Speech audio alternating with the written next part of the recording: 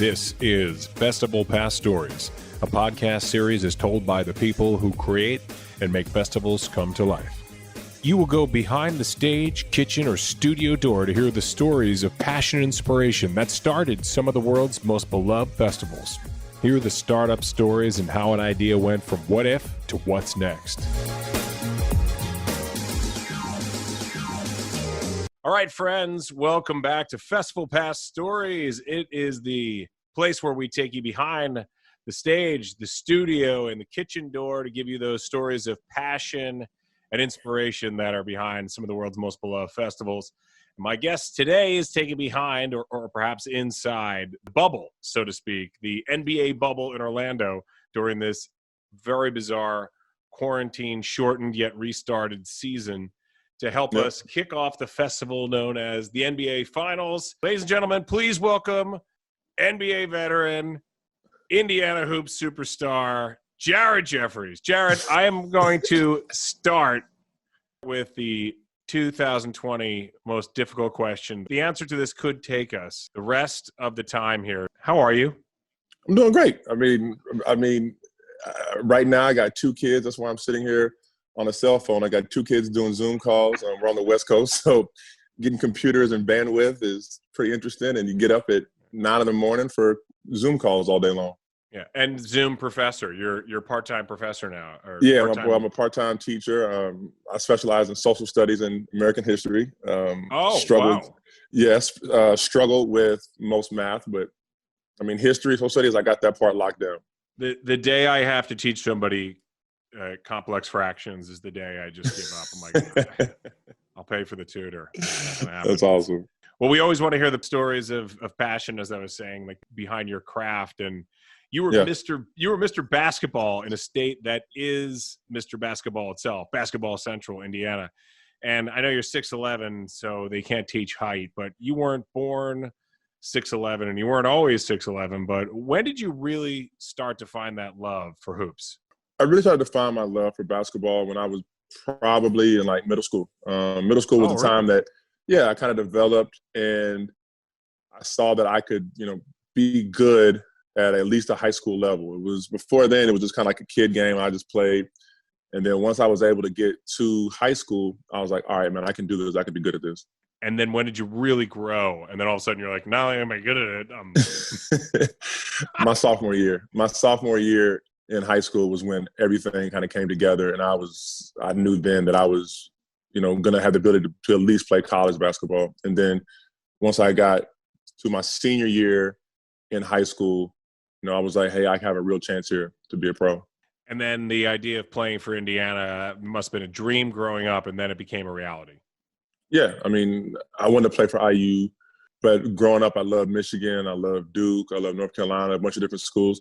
But, as I got better and better and became a bigger and a better prospect, I mean, it was really, really hard for me to look at going anywhere but Indiana. And, of course, at the time, you were recruited by Coach Knight, but then by the time you got to school, he was fired or removed or whatever. Whatever you want to call it. Whatever you want to call it. Was there ever a thought of going to play somewhere else? Yeah, no. I mean, it really came down to the fact that I committed to Indiana University, and I was going to go to school there regardless. Even when Coach was kind of out the door and leaving, I didn't seriously look at going anywhere else. I had him for about 2 weeks. Everything went down. I committed to Indiana and, stayed there and had a good career. Yeah. The NBA Finals are about to start, so I want to get into what that festival atmosphere is like around the NBA playoffs. You played in the playoffs for a couple teams. The Knicks, just the idea of the Knicks in the playoffs. I mean, like they should be hanging – anybody from your teams should be hanging on the players. The jerseys should be up in the rafters just for getting the Knicks to the playoffs because they can't get out of their own way from the front office on down. I know you're a front office guy as well, so we'll talk about that. But in college, I mean, you got to the national championship game. It's weird to call Indiana a Cinderella story, but that season you definitely were. I think you were an 8 seed. Is that right? Were you guys 7 seed? Yeah, 7 seed.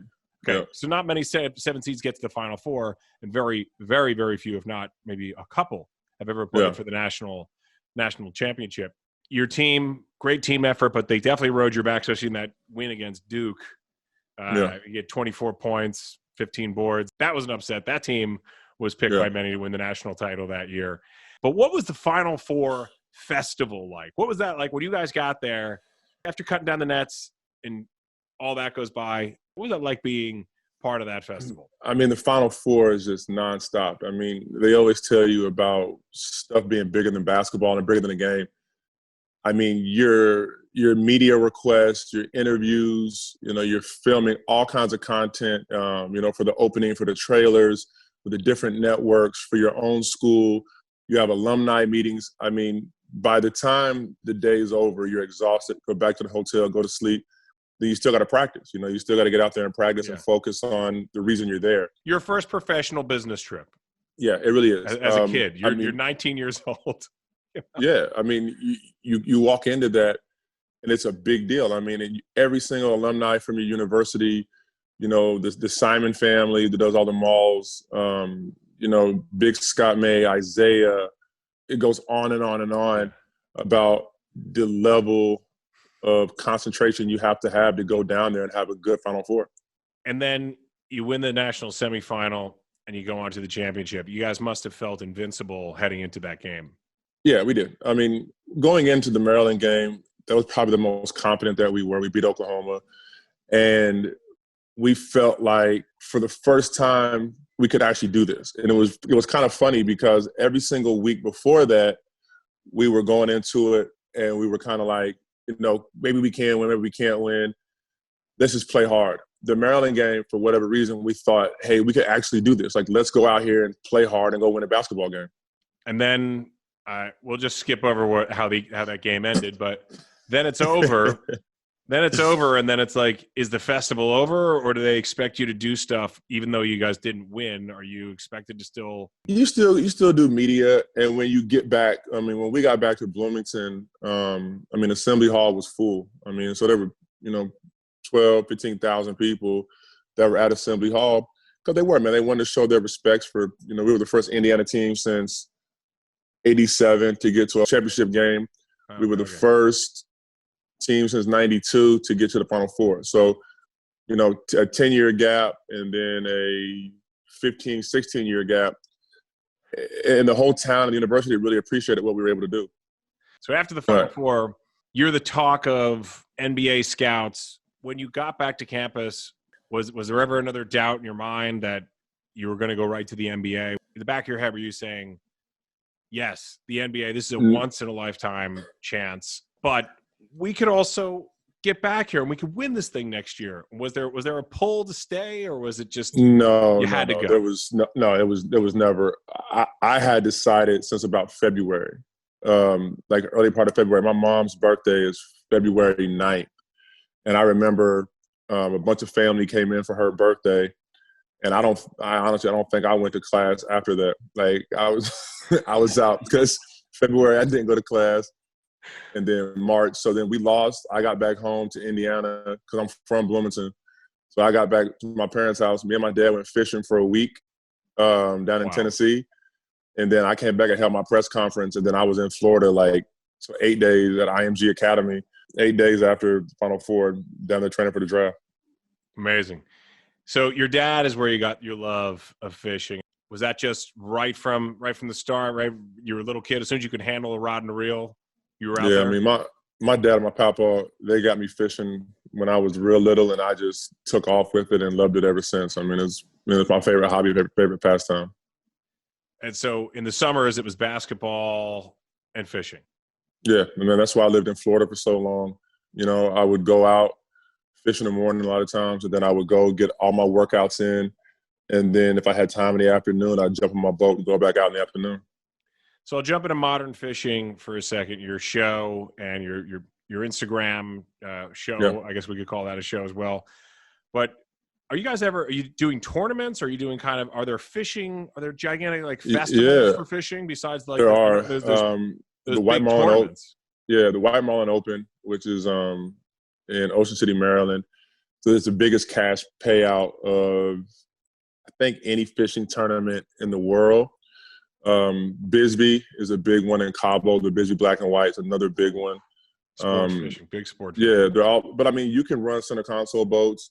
They have a small boat division too. But it's just like you said, man. I mean, pre-COVID, you go up there and you know a bunch of boats and people get together from the fishing community, and you just have a blast, man. And you there's a bunch of seminars and there's conventions.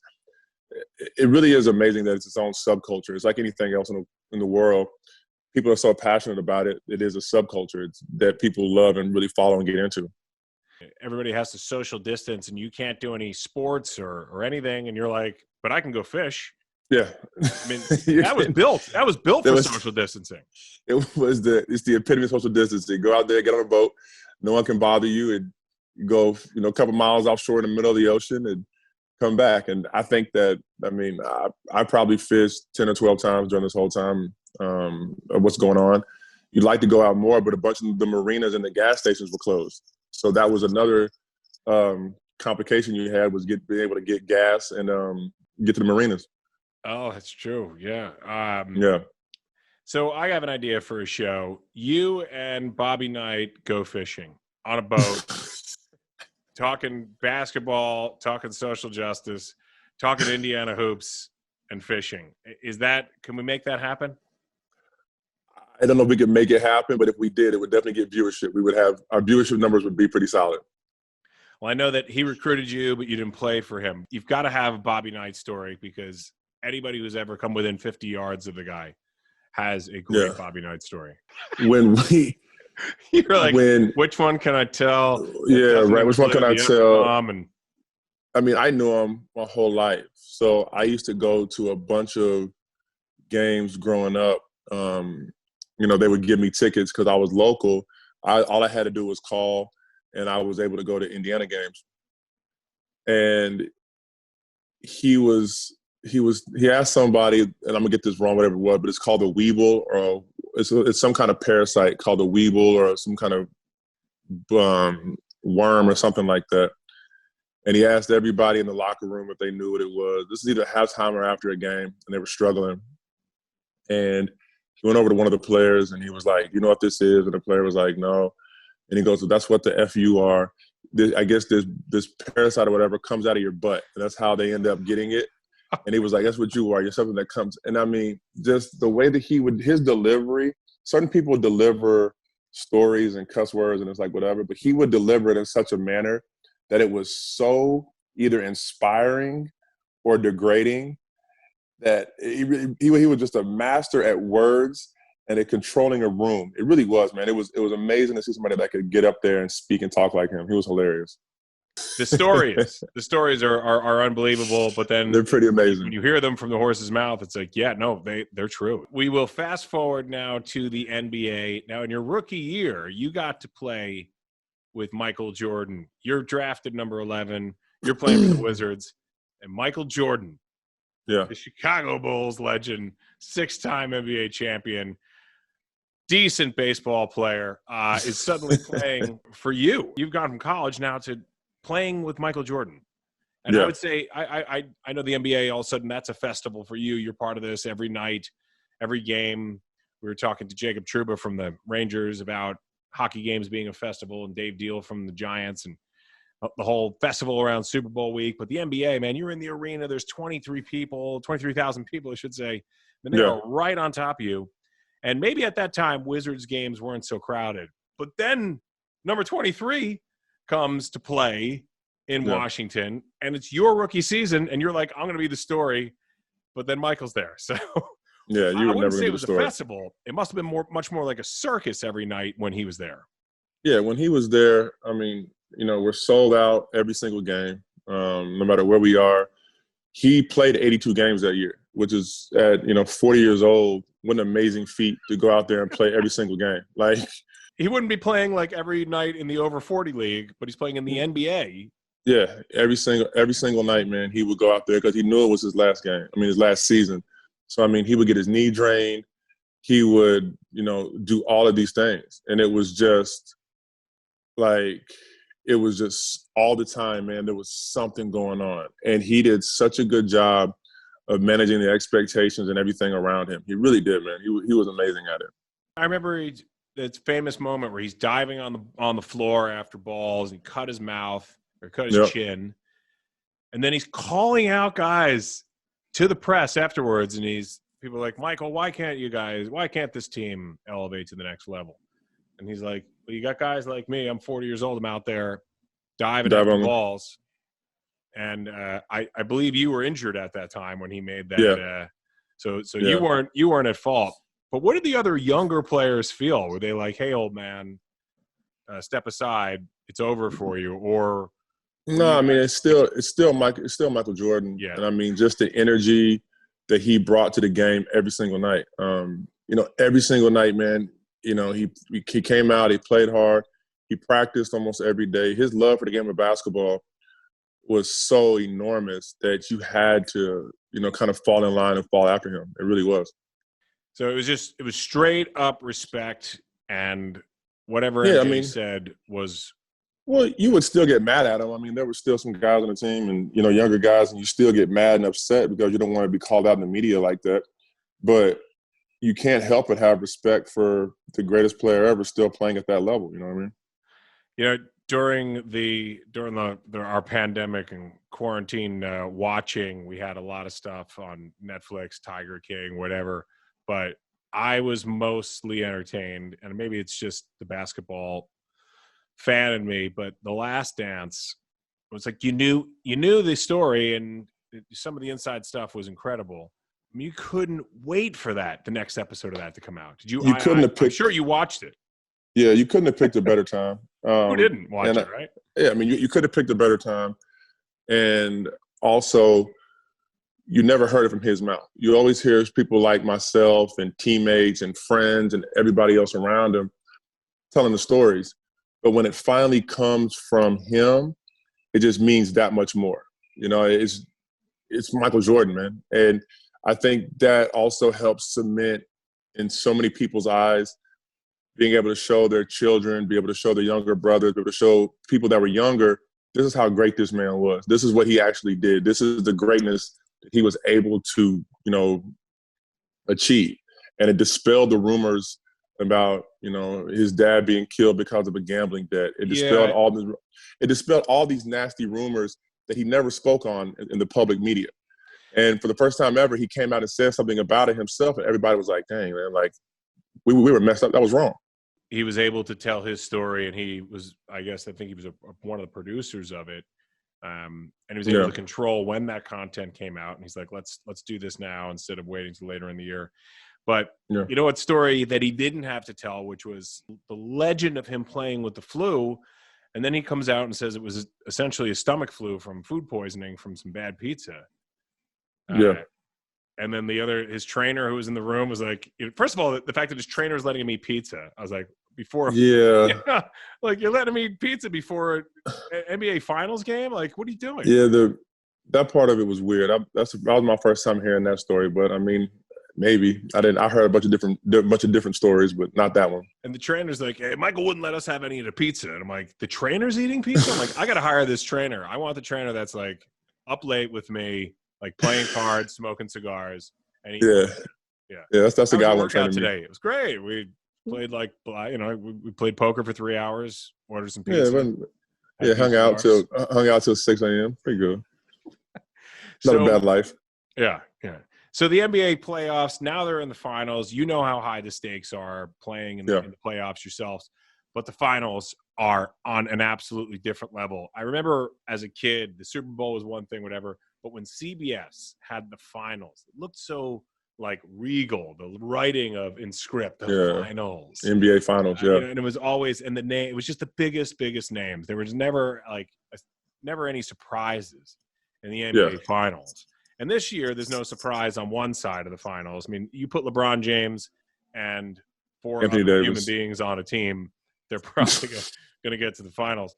But on the other side, you've got the Miami Heat, and they're professionals, so we can't really say, again, you're not going to say Cinderella story. Yeah. But that team was not meant to be here. And it seemed like nobody – Jimmy Butler was on the Bulls, then the Sixers, and then to the Heat. And the Knicks were like, don't even look at this guy, locker room cancer, all this garbage that they would believe out there. And here's Jimmy Butler leading a team with a guy who was undrafted, who's knocking down threes and playing defense, and a guy like Hero from Kentucky, who people are like, he probably got picked too high, and that was a waste and all this. And these guys that nobody thought could do anything. Why do we believe these stories of these kind of guys being these locker room cancers? And like, I don't know where that comes from. But here's Jimmy Butler in the finals. First, I'd love to hear your feelings on Jimmy and his work ethic and everything there. But then, do they have a chance to make this a 6-game or 7-game series? Because it doesn't seem like they're going to be able to take more than a game off of. I mean, anything's possible. I mean, with their shooting ability and defensively.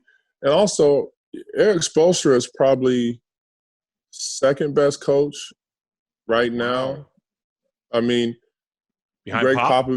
Behind Pop. If you look at it, I mean, what other coach has been with this team for as long as Spo has?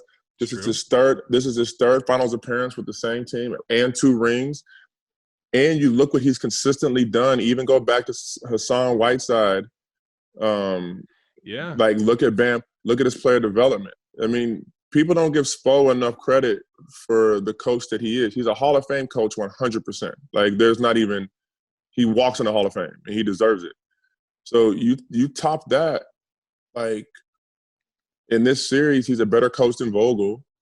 Obviously LeBron and AD are the 2 best players.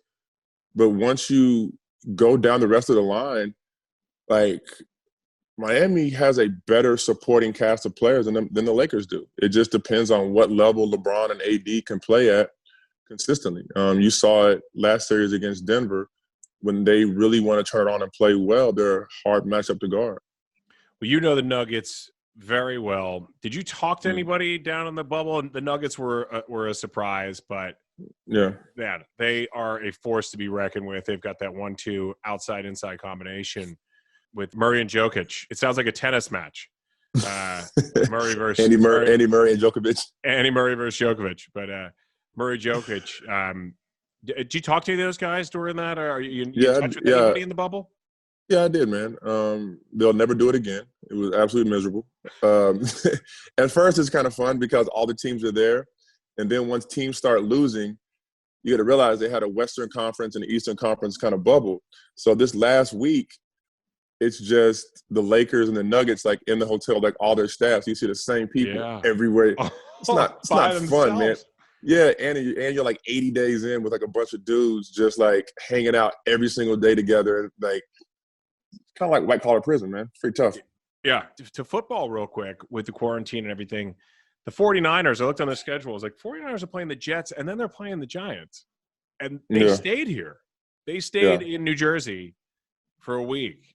Yeah. And it's like, what did they do? I guess they just practice. Yeah, you practice every day. And the players understand on a lesser scale what they have to sacrifice right now. They understand that it's so important that they have to that they have to sacrifice in order to get a season, under their belts until things can, try to get back to some kind of normalcy or figure out the best way to do testing. So the NBA guys made this sacrifice. NFL's making theirs this year. Baseball has also. Hockey just did. So I think you got to give a lot of credit to the athletes for what they're sacrificing for their family and friends in order to put on a good show for us. I don't want to make you give a prediction of that everybody that's cheap. And someone's like, it's definitely Lakers. Lakers are going to win this 1-4. Lakers are going to see. Lakers are going to sweep them. It's going to be nothing. But as I was saying, the Heat definitely being the underdog here, but you think they're going to give them a good run for their money. I do too. I think they're the ability to shoot the ball. They're a tough team. They make really good in-game adjustments. I can see this going 6, 7 games easy.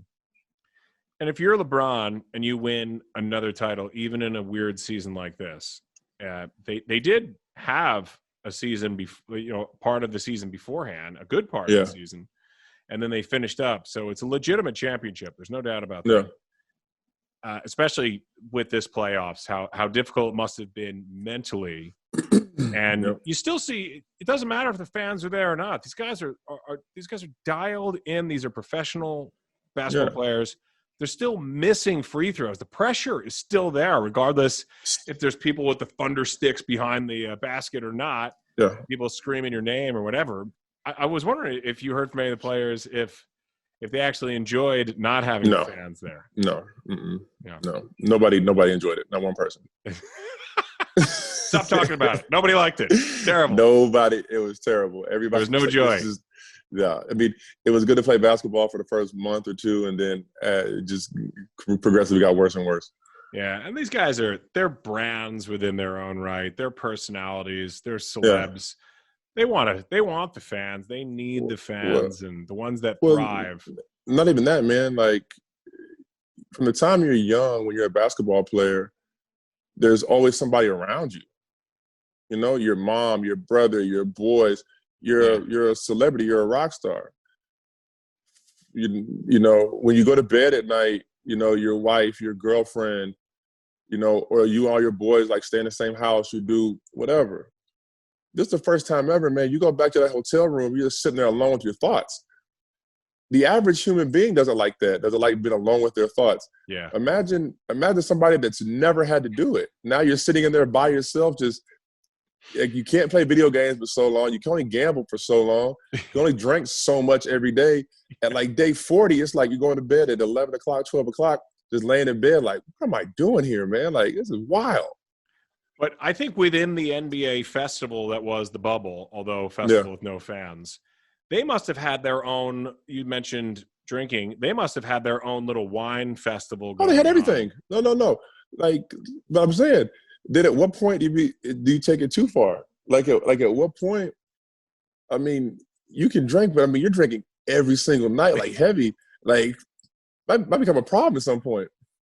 Yeah, you wouldn't want to have to order late night pizza to go with that wine, then get food poisoning like Michael. Yep. With your trainer on the next floor down below.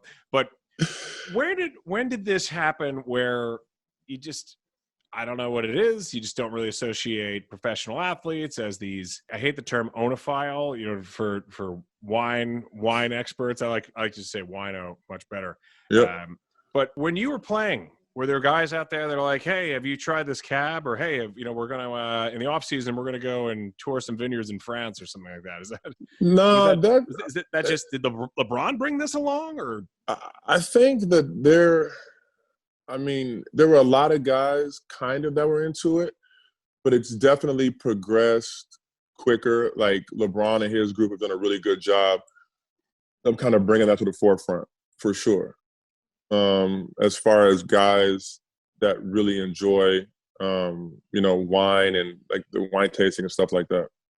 They should have, when we're all allowed to get back together, they should have their own like NBA wine festival or something like that. They would get sponsors from every big winery. Of course, right now, some of the biggest wineries in California have been destroyed, which is, you know, once again, just another gift that 2020 has given us, just another natural disaster in California.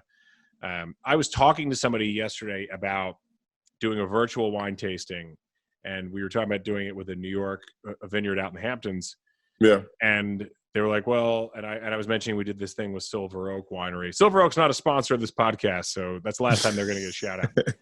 But with that particular wine, like right after I got off that conversation, I turned on the news and there's like Napa is like burning down, and these were brand new wildfires that jumped up and they spread so quickly. You saw people, they're like, we just had to like throw our stuff into our backpack and run. It was crazy. It's crazy. So many stories within the big story that's COVID, but so many sub stories to that. And speaking of LeBron and being a trendsetter, perhaps with wine, he's definitely been one of the more vocal players in terms of social justice. And you were the director of player development for the Nuggets. Mm-hmm. And obviously, if you're director of player development, it's basketball first, everything later. But if someone's taking that job now, if they're getting hired for that role, of course, it's still going to be basketball first, and you got to hire talented basketball players.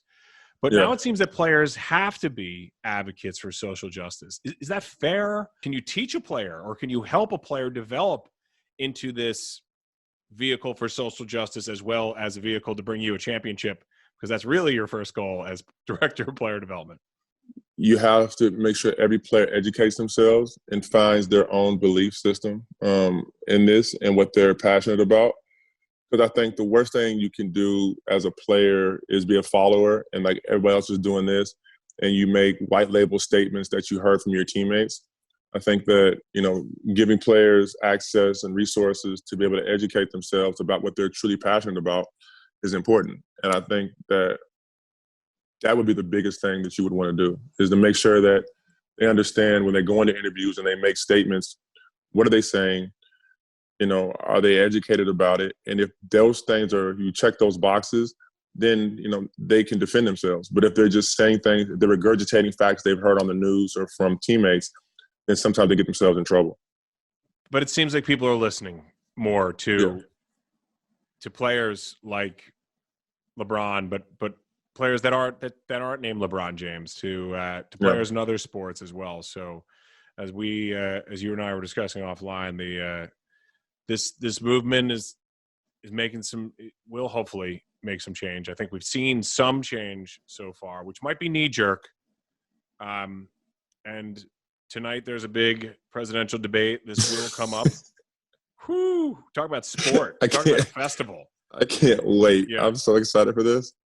It's going to be awesome. As your buddy Terrell Owens might say, I don't even know if he's your buddy, but you're a Cowboys fan. So I'll say, as Terrell Owens, when he played for the Cowboys, he said, "Get your popcorn ready." I mean, yeah. This should be entertaining. I mean, this is, we're in a very important year for our country. So no matter where you stand politically, it's important to be educated and, find the resource that you want to listen to it. You got to vote. I mean, if there's a year that if they don't have record numbers of people going to the polls or at least mailing in these ballots, what more can we do to say, do you understand the dichotomy between these two individuals and how important it is? I think for the first time in a long time, or maybe ever, people got in that booth in 2016 and they changed their mind at the last second because they're like, well, hold on. Who is this that I'm voting for? And they maybe went against party lines in both directions. Especially 2016, it wasn't popular to vote for the other person. So I think a lot of people were very secretive to who they were voting for. Yes. And, everybody was saying this, I would never vote for this person, never vote for this person. And then when they went into the polls, they knew who they were voting for the whole time. So that kind of messed everybody up in all of the projections and numbers because people weren't being truthful on who they were going to vote for. You had a lot of, especially with Trump voters, you couldn't find anybody in New York City who said they were going to vote for Trump, yet some people did. He didn't win New York, obviously, but he won't win this time either. But you had people on the street the next day being proud and publicly admitting that they voted for him. And I was thinking the same thing that you were saying right there, that these people would never have said anything, and then all of a sudden their guy wins, or at least the person they voted for won. And it would be great to see that group of people. I'm sure there's got to be a poll somewhere of people who did vote for him and were Democrats. Will they vote for him again 4 years later? Yeah. It's going to be a fascinating, very fast run-up until November. I mean, this is weeks away. When you were playing, was there which wasn't very long ago. Yep. Was there a cry from players to be able to speak out more? I mean, Adam Silver right now is encouraging these guys to get out there, put a name on the back of your shirt or your jersey that isn't yours, put a statement on there. They're putting statements out on the court. When you were playing, was it more, I mean, were there people asking to be able to be more vocal, or was this? You know what, man? I give players like Etan Thomas. When I played with Etan, he was always very vocal about the social injustice. Especially a lot of minorities were going through. There were a lot of other players that stepped up. I just don't think that the media and the NBA itself at that time wanted to hear it. And when they say timing is everything, I think the combination of COVID and people being able to really take a long, hard look at what's going on and what's been going on in this country for a long time it worked out. And now people are seeing what everyone's been saying and realizing they're not crazy, that there is a difference, that the color of your skin 100% matters to a lot of people, and there is an injustice that needs to be addressed. So I give the NBA a ton of credit for stepping up and being one of the first sports organizations, to really take this on head on and not listen to some of the kickback from national media. And you saw it a couple of years ago when Sterling got caught in that undercover, so to speak. The video, the recording. The recording. And I think a lot of people were like, well, that's he didn't know he's being recorded, and that's nonsense, and he shouldn't have to sell the team. It's like, fine, that's all true. But also, what was he saying? He was people are like, well, he didn't say the forbidden N-word. It's like, it doesn't matter. Do you hear what he was saying? What he's saying. And I mean, and it's not like for the NBA to step up and force him to sell his team. There have been instances, where heads of companies, CEOs of companies have made egregious mistakes towards other gender, racially, and they just pay everybody off and put it under the rug. Yeah. One thing that this is happening now is if you make these mistakes now, and a lot of times they are mistakes, but you can't do that as a team owner, as a CEO, as a head of a company, as a head coach. You are making a sacrifice that you're going to hold yourself at a higher standard than the rest of us. So if you make that mistake, then you know what, man, you lose your position. And that's not to say you can't recover, but that's just the consequences. I wonder if the Anuka Brown Sanders case that happened with the Knicks happened today. It'd be totally different. Would James Dolan have to sell the team? Which would be but no way Isaiah would have hit on as a head coach. No chance. Yeah, no way. You know what I mean? It would have been 1-2. As soon as he lost that, it would have been 1-2. It wouldn't have been he wouldn't have been able to stay on as a head coach at all. No. This Knick fans are like, I'm sorry, did you say something like we've got a way to figure out how to get the Dolan to sell the team? No. What I'm saying is that if that happened now, it would be different for sure. That was shocking to everyone, not the sexual harassment part, the part that they were so arrogant about it. And then, when she got all that, she got a settlement. I was like, good for her. Yeah.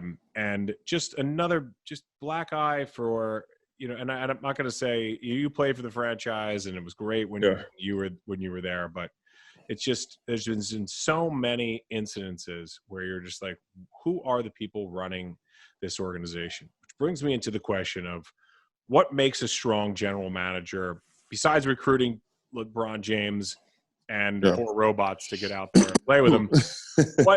What makes a great general manager, a strong general manager, and one that the players want to file in behind and say, we not only want to win for ourselves and for our coach, but for this person who believed in us and put this team together, and here we are on the floor. Like any element, you need luck. You got to get lucky in the draft and free agency, that you have players that are talented and good people, and they're able to grow with you. You have to be a worker until you reach the level of, say, and he's a worker, but like if you reach Pat Riley's level, just his word alone you take for what he's done for the game of basketball. But now young GMs that come in, they work, man. They're on the road 15, 20 days a month.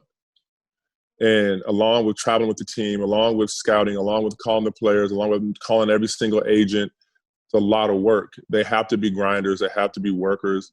It can't be the situation anymore where GM just sits there and he manages his front office and he sends these guys there. He has to be very hands-on with the players. And I think that when you do that, the players gain a level of respect for you, that they will listen to you, and it will give you a little bit of leeway when you do make mistakes. So why can't a team that has all the money in the world, like the Knicks, or let's just stay with the Knicks, why can't the Knicks recruit the players? Yes, you mentioned luck in the draft, and they've been very unlucky including this year with the lottery this year. Yeah. And you're like, oh my God, We Yeah. cannot we haven't gotten lucky in the lottery since Patrick Ewing. But Yeah. we built that success off of on Patrick's back for years and everything around him. But why can't this franchise attract the top free agents? What is going on? I think nobody really attracts top free agents except for Miami and LA. If you really look at it, Dallas reloaded every single year to try to attract a free agent. And Mark Cuban's a great recruiter. Dallas is an up-and-coming city. They couldn't pull it off. Denver, we had a ton of cap space, so we couldn't do it.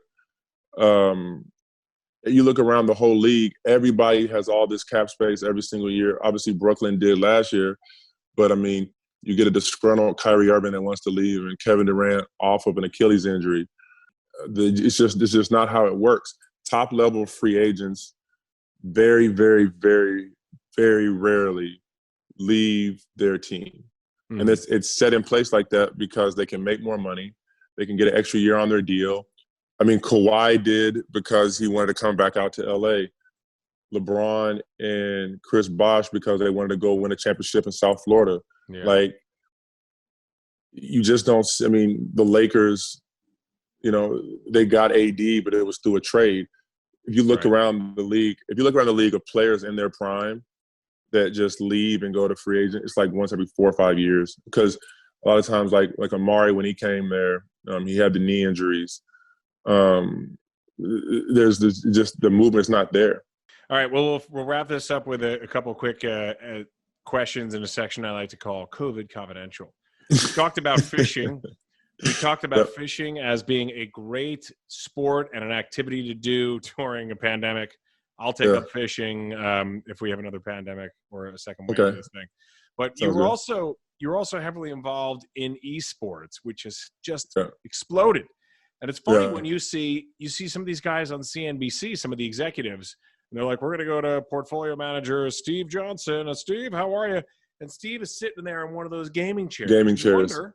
You wonder, is he in the gaming chair because it's just more comfortable, or he's gaming for sure. Like, you see the screens, they got like the gaming screens, so they can be there and like lean back.